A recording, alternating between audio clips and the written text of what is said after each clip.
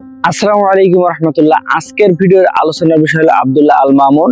সাতক্ষীরা জেলার দুর্নীতিবাজ এবং কারাপশনের এক আতঙ্কের নাম আব্দুল্লাহ আল মামুন। আজকে আমরা তার সম্পর্কে কিছু কথা বলবো। আপনারা তার লাস্ট কিছু ভিডিওর মাধ্যমে কিন্তু জানতে পারছেন তার জীবনের হুমকি কিন্তু তার দেয়া হচ্ছে। আসলে আমাদের সাতক্ষীরা জেলা অনেক পিছায়, তার পিছনে অন্যতম কারণ হলো এই কারাপশন। এই দুর্নীতিবাজদের বিরুদ্ধে কিন্তু কেউ দাঁড়িয়ে কথা বলার মতো নেই, যার কারণে এই সাতক্ষীরা জেলা অনেকটা পিছায় আছে এবং সব ধরনের সুযোগ সুবিধা থেকে আমাদের সাতক্ষীরা জেলা বঞ্চিত। আর এই সাতক্ষীরা জেলাকে যখন রিপ্রেজেন্ট করার মতন একজন মানুষ আসছেন, যিনি তার ভিডিওর মাধ্যমে সাবলীল ভাষায় সাতক্ষীরা জেলার দুর্নীতিকে তুলে ধরছেন। যেমন দেখেন, সাতক্ষীরা টু ভেটখালি যে সড়ক নির্মাণ হচ্ছে, এই সড়ক যদি ভালোভাবে নির্মাণ না হয়, এখানে যদি দুর্নীতি হয়, আমাদেরকে পরবর্তীতে ভোগান্তি পাইতে হবে। তো সেই দুর্নীতিগুলো তখন তিনি উঠাই ধরতেছেন, তার বিরুদ্ধে বিভিন্ন হুমকি ধামকি আসতেছে। এই সাতক্ষীরা জেলা কিন্তু লাস্ট কিছু বছর যাবৎ প্রচুর পরিমাণে ভূমিকম্প হয়।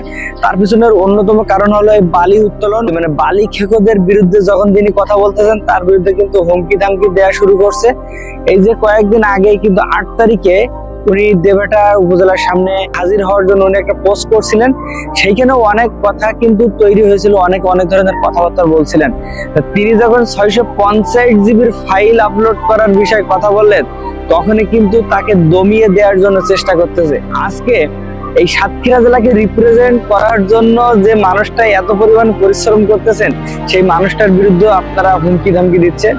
আমরা চাই আমাদের জেলাকে অনেক দূর এগিয়ে নিয়ে যেতে, আর আমাদের জেলাকে দুর্নীতি মুক্ত করতে এবং আমাদের জেলাকে রিপ্রেজেন্ট করতে আমরা সব ধরনের খারাপের মুখোমুখি হয়ে দাঁড়াতে চাই। তো এই আব্দুল্লাহ আল মামুন সম্পর্কে যদি আপনারা আরো বিস্তারিত জানতে চান, এই মামুন ভাইয়ের লাস্ট কিছুদিনের পোস্ট সম্পর্কে আপনারা একটু দেখেন, ভিডিওগুলো দেখেন। সেখানে কিন্তু তিনি তার নিজের সম্পর্কে আলোচনা করছেন।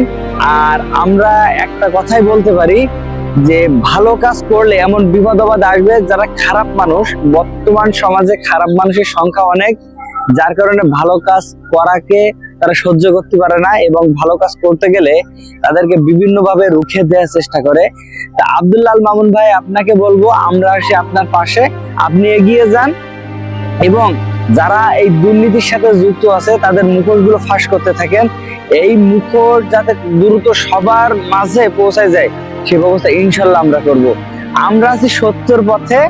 তো আশা করি সাতক্ষীরা জেলার মানুষ এখন আগের থেকে অনেক সচেতন। এই দুর্নীতিবাজদের বিরুদ্ধে রুখে দাঁড়ান, না হলে কিন্তু এই দুর্নীতির কবলে আপনিও পড়ে যাবেন।